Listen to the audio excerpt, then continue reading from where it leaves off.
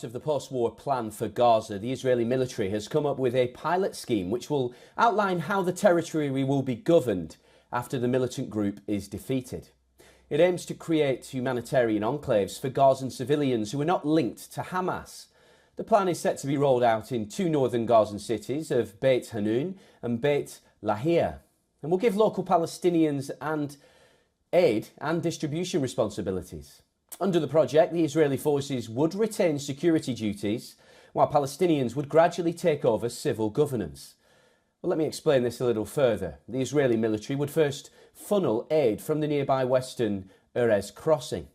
That would be then passed to designated local Palestinians who would distribute the aid initially and gradually expand their responsibilities in Gaza. The ultimate aim is of taking over civilian governance in the area. Meanwhile, Israeli forces will retain security duties in the besieged Gaza Strip. According to a former Israeli official, the humanitarian enclaves are just one component of a broader three-tier post-war strategy. The plan aims to engage a wide international coalition, including the Palestinian Authority and moderate Arab states. If successful, Israel would then expand the bubble southward to other parts of Gaza as a way to replace Hamas rule after nearly 2 decades of the militant group governing the Strip. This latest Israeli initiative comes after months of international pressure on the Netanyahu government to formulate a credible alternative regime for post-war Gaza. However, some of those familiar with the plan downplayed its chances of success. They said that Israel has been working to identify potential non-Hamas local leadership since November, but has not been successful.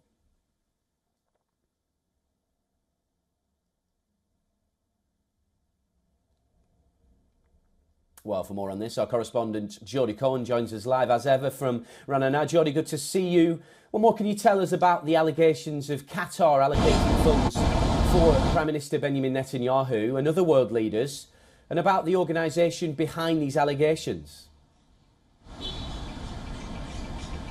Hi, Oliver. So yes, this is of course the other key story here today. So Memory is an organisation that monitors Arabic sources. They've been monitoring Qatar's activities for years, and Memory says that they've uncovered documents that allege that Qatar has allocated funds to Prime Minister Netanyahu at least twice in the past 12 years.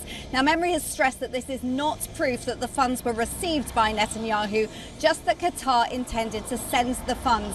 Now, Memory's monitoring is part of a much wider project, and that reportedly reveals Qatar as financially involved with political and military figures across the world.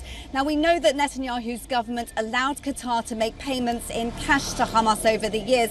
This was explained as supporting the Gazan economy and people. The transfers were made in cash, reportedly because the banks wouldn't transfer the funds to Hamas, which is designated as a terror organization by several countries. Now, according to Reuters, the leaks came from Qatar's rival and neighbour, the United Arab Emirates. Qatar has said that these are unfounded rumours, and a spokesperson for Netanyahu's Likud party has said that the allegations are false propaganda against the state of Israel in the midst of a war.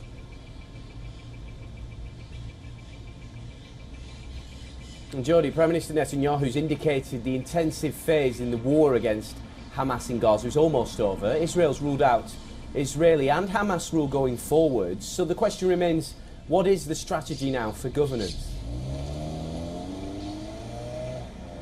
Right, so as you said, Israel has ruled out Israeli annexation. They won't have Hamas in power on Israel's doorstep again.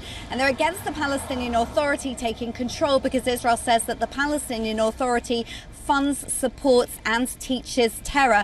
Now, according to reports, Israel is preparing to test a new governance model. They're planning to create a series of humanitarian enclaves or bubbles which are designed to be Hamas-free and run by Palestinians unaffiliated with terror. And these would reportedly be launched soon in areas of northern Gaza. Now, the plan has been met with skepticism from some, and that's because when Israel recruited Palestinians to help distribute aid in recent months, those Palestinians became Hamas targets. Now, Hamas has said that they won't allow any actor to interfere with the future of Gaza. Israeli Prime Minister Netanyahu in the past has said that no one would come forward to run Gaza if they think they'll get a bullet in the head from Hamas. But Netanyahu is now suggesting that Hamas's army is almost defeated. So it remains to be seen what happens with this idea. OK, one to watch. Jodie Cohen, our correspondent, joining us live there from Ranana. Many thanks.